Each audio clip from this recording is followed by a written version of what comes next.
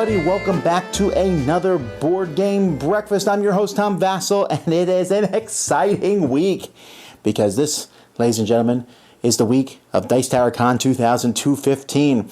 Now, I'm very excited about Dice Tower Con. It's held in Orlando, Florida each year. This is the fourth year it's being run. There's going to be 1,000 people there that we filled out pretty quickly. And it sold out quickly. Many people were not able to come. Next year, we're going to be increasing it to 1,500, so hopefully you'll be able to come. Keep an eye out. We'll tell you when tickets go for sale. But if you're not able to go, we're going to be experimenting this week, and hopefully it will work out well. We are going to be streaming live from the convention. And I'm not talking about a few things. I'm talking about several things. Already, if you look on the channel, there are at least, I think there's 8 scheduled events from me just sitting down and jawing with people, and you guys can go back and forth. We'll be doing the Dice Tower Awards live. We'll be doing a top 10 list live. We'll be showing you our Wits and Wagers games. You'll see me and Jason go up against Eric Lang and Mike Elliott and Dice Masters. You'll watch the Pitch Card World Championships live. So hopefully all that works out well. We'll find out. But either way, hopefully this week, and you'll be able to feel like you're there. But it's not just these scheduled events. I may just say, hey, we're going to do something live here. I'm going to do this in the game live. So watch our channel, okay? Just assume there will be something live at all times. There won't be, but keep an eye out for it. I'll try to tweet when I put them out, so you can check us out on at the Dice Tower. Maybe stick it on Facebook or on our forums at Board Game Geek. I'll try to post it in the different locations. So keep an eye out for that as we do different things, add them, and we're hoping it works. I have streaming capabilities. I have a good internet connection at the hotel, so we will find out. If it doesn't work, then we'll just video everything and we'll post it the following week. But I'm hoping that it gives you kind of a little bit of a feel of what it's like for being there. If you are going to Dice Tower Con this week, well, then I'll see you there. Come say hi to me. I can't play games with everyone. There's too many people, but I'll at least be able to talk to you and say hi, or record you saying a shut the door for one of my videos, or maybe you'll even be in one of our live things. Who knows? It's going to be a blast. This year, we're introducing the Feld Fest. This is the Golden Salad Bowl. So we're going to have a little tournament of Feld games. Since everyone always says I'm on Feld's case, so here I'm helping Feld out. We have 4 different Feld games. I think it's Bruges, Trajan, Notre Dame, and Castles of Burgundy. You play all 4 of those games with the same number of players, so 4 players each game, and then you add your point totals together, and the highest point total will win the Feld Fest. Well, you actually won't win it. You'll get to write your name on it. And then each year, we'll add names to the Feld Fest Golden Salad Bowl for the salad point thing. So that's silly, but it's fun. Also, you can't see stuff down here for our game shows. I'm getting ready for that. Okay, well, enough of that. Some of you were saying, stop talking about conventions we can't go to. We want to see the news. Well, here you go.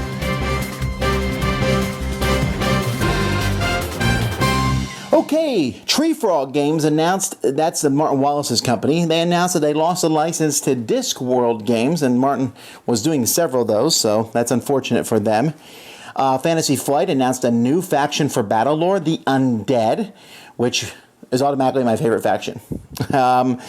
Dice City is a co-announcement between AEG and Artipia Games. That's kind of interesting because Artipia Games in the past has gone with Stronghold, but now that they're going with AEG for this particular game, Artipia is really like one of those companies that their games are getting over to America, and they have a good track record. Among the Stars is a game I like very much. Arcane Wonders at Gen Con is doing Mage Wars Academy. This is kind of like a basic Mage Wars. Mage Wars is a fairly complex 2-player fighting game. Very, very fun. One of my favorite games. But this is like a fast, quick version of it, like 30 minutes or less. So I'm really interested to see how that plays. And speaking of Gen Con, Eric Martin at Board Game Geek has started putting together the Gen Con list. And it's like, as soon as Dice Tower Con is over, we will be looking at that list and telling you what games we think. But there's already hundreds of games being shown off there. Gamewright is going to be releasing Rolling America.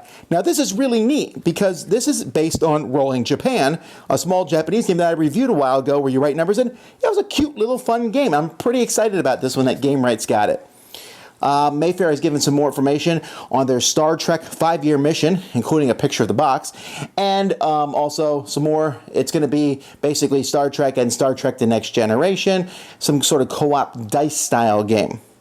And Astari is going to be releasing a game called Starfighter. This is a 2-player, 30-minute card game, and I don't know, there's a lot of those 2-player card games I think that are coming out now. Will this one be any good? We'll find out.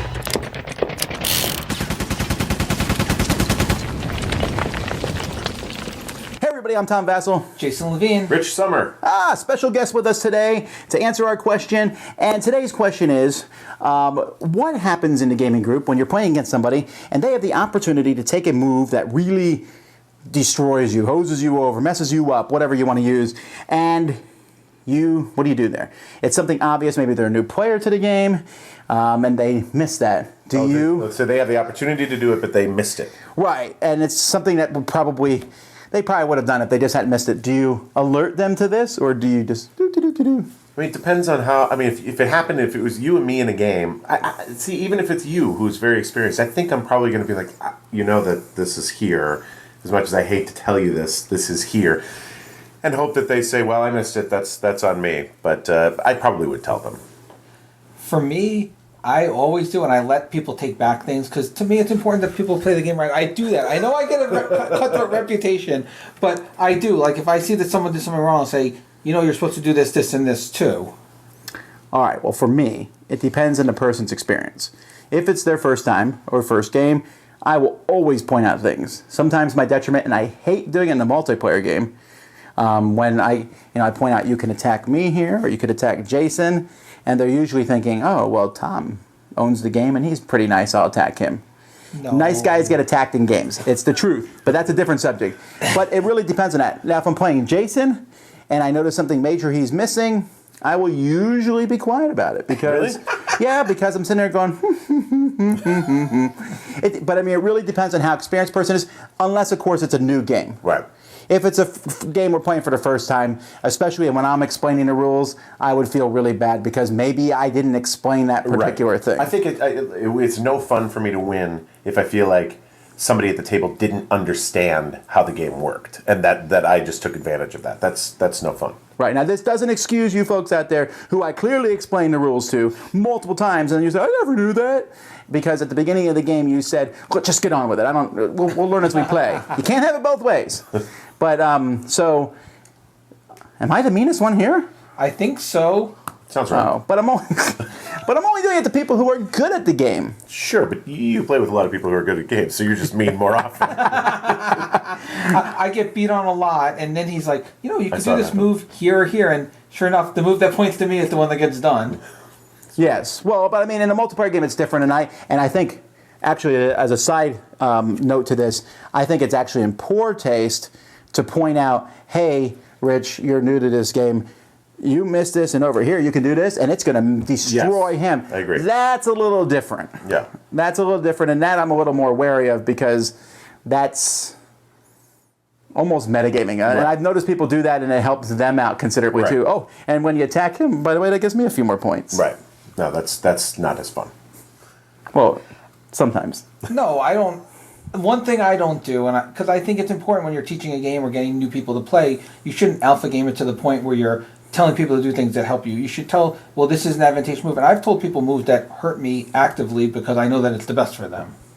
All right. Well, there you have it. Jason Levine's a sweetheart. Lies. Said by Rich Summer. All right, until next time, I'm Tom Vasel. Jason Levine. Rich Summer. Send us your questions at dicetower@gmail.com.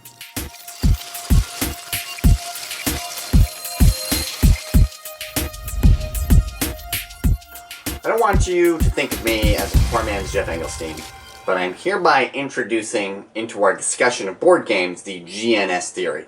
It was originally developed by designer Ron Edwards. GMS stands for Gameism, Narrativism, and Simulationism, which represent the three tranches of a good gaming experience. Now, he originally ascribed these to RPGs, but I think with as sophisticated as board games are now, particularly co-ops, it's perfectly appropriate to talk about them for board games. Gamism is the first and most obvious pillar to discuss. Now, it's kind of stupid to say gamism is part of a game, so let's just say in the interplay between mechanics and theme, gamism represents the mechanics and the other two are the theme. Now, narrativism is all about story. It's about drama. It's about emotional growth, perhaps. It's about moments that are exciting. If you have a story to tell afterwards, chances are that the game had a very good narrativist component. Simulationism, as the name suggests, is how well the game simulates the world it's set in, which doesn't need to be the physical world. It could be how well it simulates a genre, such as a fantasy world, spy thriller, superheroes, whatever it may be. So, as a case study, let's take the game chess and see how well it holds up from the GNS theory.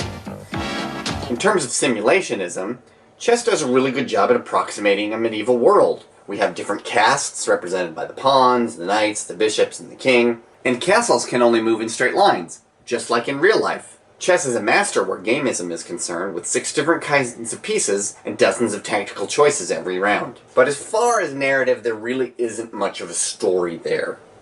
I mean, sure, when the king falls, so does the kingdom. That's kind of a story. Plus, we also have the tale of the plucky young pawn who can become whatever he wants to be, as long as he can make it from one side of the board to the other. And if he believes in himself. So we've introduced some vocabulary here in the GNS theory. In the coming weeks, we'll do an even deeper dive. Thanks for coming along with us on the journey.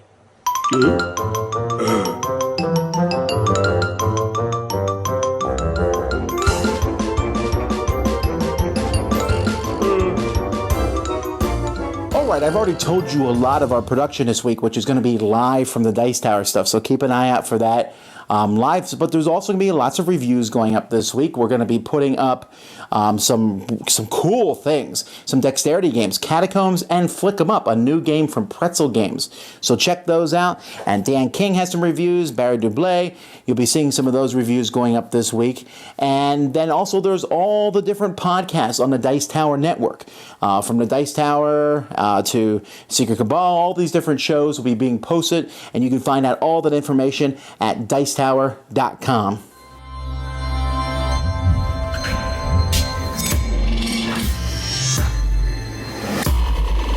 Hello, Chaz Marler from Pair of Dice Paradise here. Now, a few months ago, while browsing the Board Game Geek website at work for an important client project, I stumbled across an image of an old Donkey Kong board game from 1982. Seeing the images of this game unleashed a wave of long-forgotten memories about that game, which I had owned a copy of as a tyke, but had long forgotten about. Well, then, oddly enough, short time later, I was on my lunch break doing online research for the secret hostile takeover of the Flip the Table podcast that I'm planning, and I stumbled across their episode for the Pac-Man board game from 1980. Another wave of recognition splashed over me, and I began to recall memories about the copy of that game that I had owned too, but also had long forgotten about. Well, those rediscoveries got me wondering about a couple of things. First, why has the company that I work for started blocking my access to so many websites? But more importantly, did I have any board games growing up that weren't based on arcade games? Started to wonder. Well, wading hip deep into my murky memories, I could barely make out mental images of another old board game. If not the very first board game I ever had, it was the first one that I remember I really, really wanted. But the only facts about it that I could dredge up were fuzzy memories of a blue plastic board and meeples that gave each other piggyback rides? My Google searches at work proved fruitless, mostly because of that new firewall that they installed, but searches from home turned up nothing as well. The quest to rediscover what this game was became an obsession, like a quest for my own personal holy grail. I even mentioned my quest for this grail game on several podcasts that I managed to weasel my way onto. If anyone out there watching knows what this game is, let me know. It's driving me crazy. Well, miraculously, several months later, a random listener directed me to the 1981 Parker Brothers game Pushover. And the instant that I saw its blue plastic board and player pieces that fit on each other's shoulders, I knew that I had found a copy of my Grail game. Here it is. Being reunited with this game has been pretty special. I actually feel really fortunate to have been able to obtain a copy of my forgotten relic. But how about you? Do you have a Grail game too? And if so, have you found a copy of it, or are you still on your quest? Well, tell me about it in the comments below. And maybe this internet community can help reconnect some gamers with the long-lost treasures that they've been searching for. Good luck!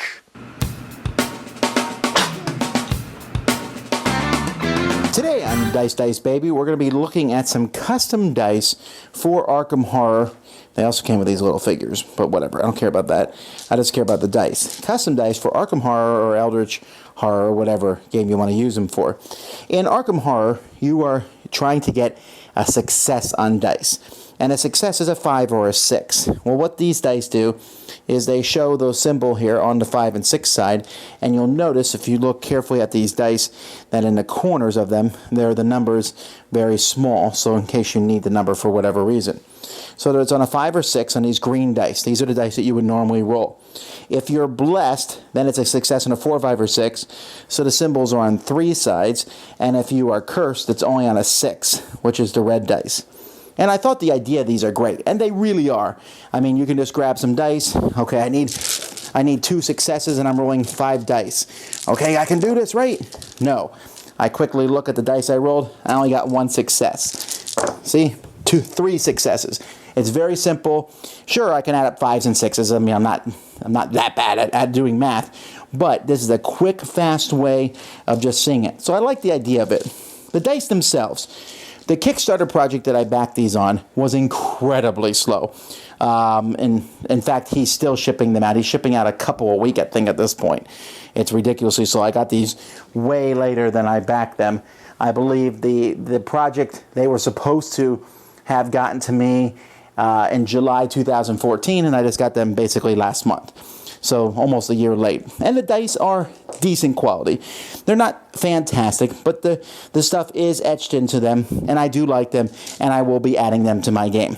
Unfortunately, at this point, I mean, I could tell you that you should get them, but I don't know when they're ever going to finish shipping to Kickstarter. People, I'm glad to have them. Would I do it again? I'm not sure.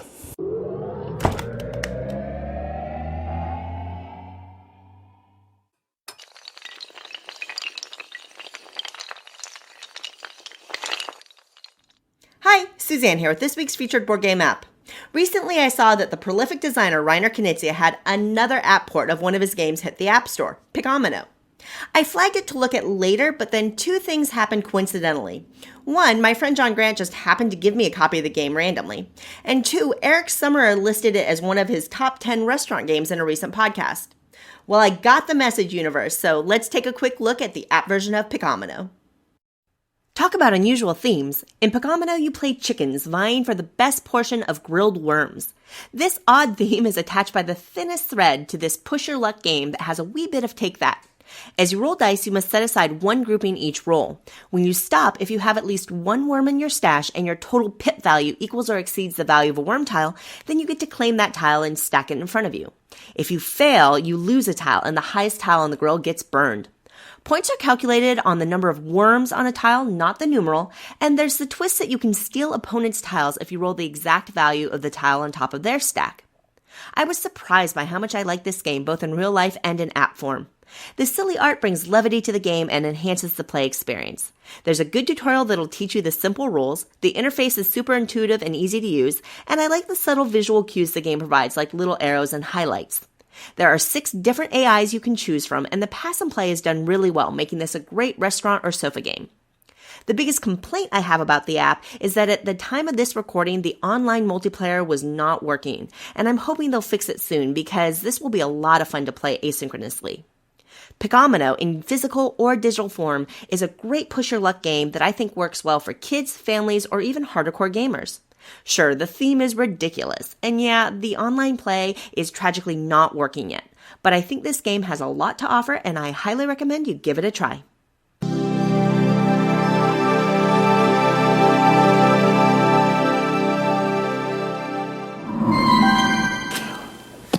top 20 here, folks, now of my favorite expansions. These are just spectacular. Here we go. Number 20 is Quarterfacts for Quarriors. I'm a huge fan of Quarriors. Quarriors is a lot of fun. Playing the different, rolling dice. It's a precursor to Dice Masters, but just each expansion was very fun. But Quarterfacts is my favorite. Quarterfacts adds these artifacts that you can win, and then you can use them. So you can go on a quest for these artifacts, or you can fight everyone else. It gave you more choices, and to me, it just really made the game what it was supposed to be. You're going to go on these quests, or you're going to fight other players. I now felt like there were more tactical options in the game. I will not play the game without it. That's how much I enjoy it. That's pretty much how it is with all the expansions on this list. The next one is Shattered Empires for Twilight Imperium.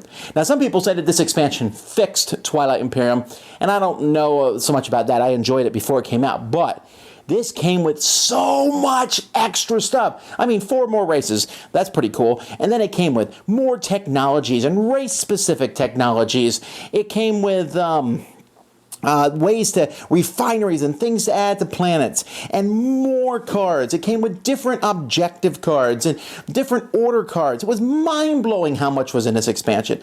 It was like they're like, this is all you'll ever get, but it wasn't. They brought out another expansion, but still, it was an amazingly full of stuff expansion, and I don't know any Twilight Imperium player who plays without it. Honestly, it's like universally loved, this expansion, amongst the players who like Twilight Imperium.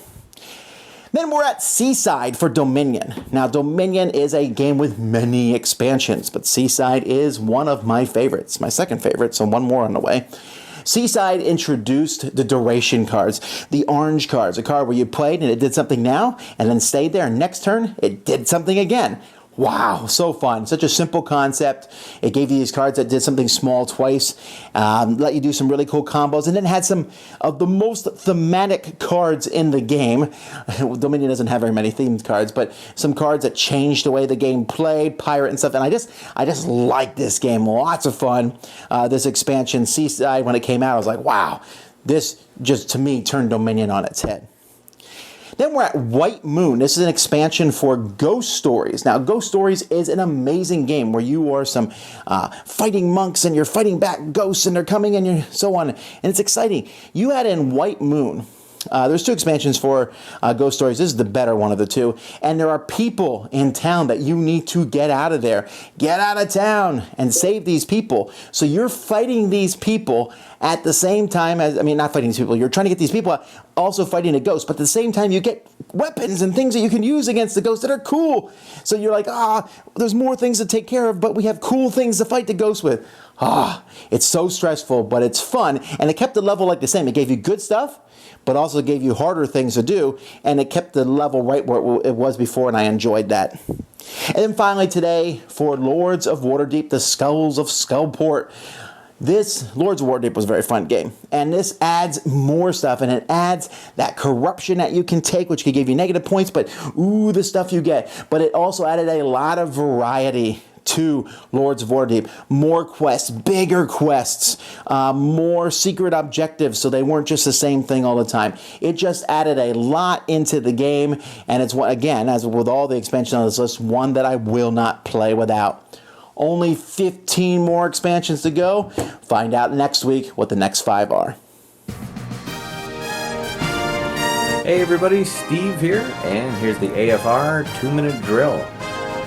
So this past weekend was Father's Day, and it got me reflecting on what it means both as a father and a son, and what board games have meant in my life. As the father of 2 girls, I've slowly tried to introduce them to board games. I've played some simple card games with them, and it's been a lot of fun. Definitely looking forward to expanding their repertoire of games as they get older, and having a lot of fun memories on our tabletop. And one of my fondest memories, when I was a kid, I must have been only 7 or 8 years old, and I got a copy of the Donald Trump board game. And I actually got to play a game with my father and my older brother, and it was a really fantastic time And it was fun seeing my dad really get into it. If you're not familiar with that game, the end stage of it, you have these wide open negotiations where you can try to negotiate these really complex business deals with the properties that you own and some special cards that you have. And it was just fun seeing him get into it. And this was over 30 years ago, so it's obviously made a lasting memory on me and something I'm definitely hoping to pass down to my children. So I'd be really interested to hear anybody's favorite memories of playing games, either with their father or something that they've shared with their own children. And hopefully board games are something that we can continue to pass down to our kids as a great family tradition. Until next time, my name's Steve, and you've been watching the AFR 2 Minute Drill. Welcome to Building Blocks with the Dukes of Dice. Let's say you want to teach a non-gamer a game like Among the Stars, which, although it's a medium-light game, it still contains a number of mechanics that a non-gamer might be unfamiliar with, including set collection, tile placement, and most importantly, card drafting. Card drafting is a mechanic that has players choosing a card from a pool of cards. Now, these pools can be face-up and accessible to everyone, where players take turns drafting, like Ticket to Ride, or drafting can be players simultaneously choosing a card from a hand of cards and then passing that hand around the table, as in Seven Wonders and Among the Stars. Card drafting is a deceptively simple mechanic, but actually requires a lot of careful planning. Often you will be confronted with several good choices and you have to pick the one that you think's best, often knowing that you may not get a chance to select any of the other good cards later. There's also a decision-making process about keeping certain cards away from opponents, knowing that it might greatly help them, but it doesn't necessarily help you as much as some of the other cards in the pool. Now, in order to ease a player into simultaneous card drafting and also set collection, we recommend Sushi Go. Players in Sushi Go are sushi patrons trying to make the most delicious meal they can by grabbing the best dishes as they whiz by. Players can collect tempura, maki rolls, sashimi, dumplings, pudding, and 3 different types of nigiri, all of which score in different ways. The game lasts 3 rounds, and whoever has the most points at the end, they're the winner. Sushi Go is a fast-paced, light game that introduces players to the advanced decision-making process in simultaneous drafting games, but without adding in too many more complex concepts. Now, don't get us wrong, there's a lot more to Among the Stars. The spatial component, for instance, a big step up. But now that you've taught your new gamer or gamers simultaneous drafting and set collection with Sushi Go, they'll have a lot of the basics they need to wrap their heads around Among the Stars.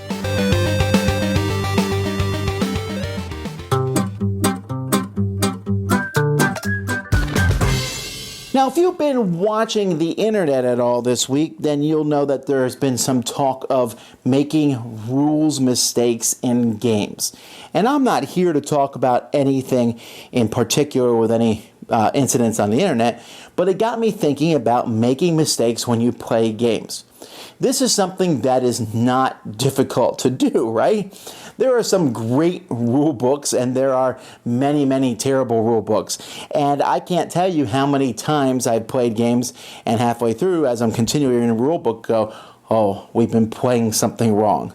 Sometimes, and usually, it's minor, but occasionally it's major. Sometimes I don't find out that we played something wrong until after the game. And on a few rare occasions, I found out that I played something incorrectly years after playing it incorrectly. There's a few games, I remember one game in particular, what it is isn't important, but I played it many, many times, and I went and played it with some other people, and I was like, are you allowed to do that? Yes, you were. Oh, I've been playing it wrong all this time. So what do you do when you make rules mistakes like this? I mean, it's kind of embarrassing, right? To make a rules mistake, it always feels like a reflection on you. And I think, first of all, that it shouldn't always be that way. You could say, well, you should have the rule book memorized up and down. But come on, really? I don't think it's... These rule books are usually with a lot of rules, and sometimes they're confusing, and sometimes they're worded in odd different things. At the same time, I think we should strive to follow the rules, and in my opinion, following the rules is better than doing just whatever you think you should do. But what if there's you change the rule, people house rule things, what if it's more fun? The one that most people use in this instance to defend or fight against this is Monopoly, right? Free parking in Monopoly does not give you money. Does not give you money. That is what the rules say. And yet so many people play it that way, and it actually makes the game longer and doesn't do the game any justice. But you know what? You can tell that to someone. I could say, you shouldn't play with this that way. And they're like, well, I like it. And you know why? Because people get a thrill out of rolling properly, landing on free parking, and taking a huge amount of money. They do. So people might play a game incorrectly and really like the game. So if someone's playing a rule incorrectly, but still having fun, why would we say you shouldn't do that? They're having fun. Now, if you're going to play with someone else who is not playing the rule incorrectly, you got to come to some sort of, how are we all going to play together here? And that's why the rules exist. But like, for example, whenever I play Carcassonne, we play a rule differently. We have our own little house rule where we draw our tile at the end of the turn. To me, that's essential. But if I went to a group that insisted that we draw the tile at the beginning of your turn, like the rules say, well, that is what the rules say, and that takes precedence over that. So when it comes to getting rules wrong, I think we're going to get them wrong. We really get lambasted here on the show whenever we make rules mistakes, okay? Whether it's a slip of the tongue on a review or in our live shows, those are the ones we get the most, oh, you played that wrong, you did that wrong. And it happens. I mean, we do our best to not play rules incorrectly. But many people do, and I think that's just a fact of life. And we will gladly say, whoops, and go back and fix it. And 99% of the time, it's my fault. I make a lot of rules mistakes. I read a lot of rule books. But I would hope that having fun is more important than tediously following the rules. I'm not saying that you shouldn't follow the rules. I will try to follow them to the best of my ability. And if I find out we're playing a rule wrong, then it's time to fix that. But at the same time, the whole point of gaming is fun and interaction with other people. And both of those do take precedence over excruciatingly following the rule book. At least they do for me. Hello, Internet friends. Back in May, the nominees for the coveted Spiel des Jahres prize were announced. And later this summer, Machikoro, Colt Express, and the unimaginatively named The Game are going to duke it out to see who gets to take home the top honors and put that little red meeple on the box. This year, Machikoro is the front runner to win. It's very easy to set up, easy to get into, easy to play. The graphic design is adorable, so it's not going to put off non-gamers. And it looks like South Park if the creators hadn't set out to offend absolutely everybody. Now, why might it not win? Let's face it, it's not very interesting. Yes, it's great to get non-gamers into it, but it has a huge runaway leader problem. The rich get richer, and there's really nothing you can do about it. And there aren't a whole lot of really challenging decisions to be made while playing the game. Next, let's talk about the game.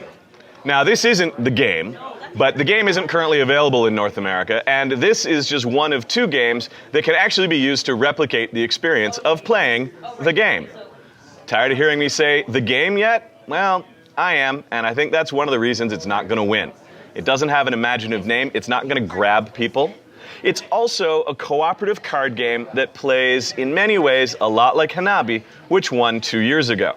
Finally, we've got Colt Express. Colt Express is the game that I want to win, but it's the game that I don't think will win. One of the great assets that this game has going for it is cute bits. Like Machikoro, it's very friendly looking. It's really cool. It has these cardboard trains that you build and play with. They link together. You can even pull them along the table like they're a real toy train. But it's a violent, very Ameritrash sort of theme to it, and that's why I think it won't win. But we won't know until July when the prizes are finally announced. So tell us in the comments below or tweet us at Snakes and Lattes which of these games you think is going to win the Spiel des Jahres and whether they deserve it or not. I can't wait to finish this video, finish editing this video, because then I'm driving to Orlando. All right? I'm coming, and I'm excited about it. All right? And this is going to be an exciting week, I hope, for you guys watching and for just the different content we're putting out. I hope you all enjoy it. I will see you then, and I hope that you guys have a great week wherever you are, whatever you're doing. A quick note to all fathers for yesterday, a huge happy Father's Day. Fathers, you've done so much. My father, I wouldn't be playing games today if it was not for him, and I'm thankful for that. Guys, until next time, I'm Tom Vasel, and you've been watching Board Game Breakfast. Thanks for watching Board Game Breakfast. Tune in each week for your daily dose of gaming goodness with Tom Vasel and all the gang. Until next time, I'm Eric Summerer, and you've been watching Board Game Breakfast, a Dice Tower production, sponsored by Cool Stuff Inc., an amazing place to buy board games. Cool stuff in stock at coolstuffinc.com.